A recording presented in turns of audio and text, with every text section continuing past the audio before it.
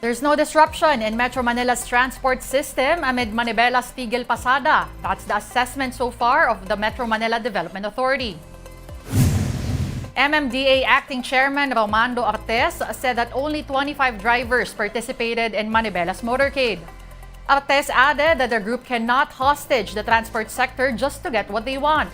Meantime, there are free rides or libreng sakay for commuters who might get stranded today.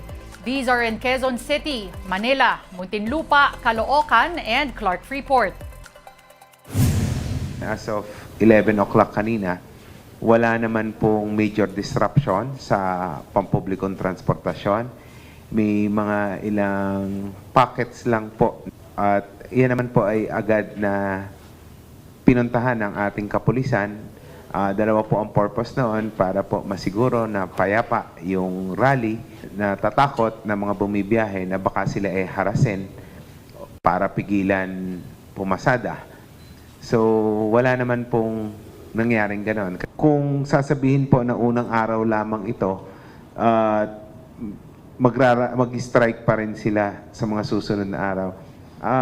Yun pong ating augmentation ay nakahanda. Kung sabihin nila isang buwan po, will be ready.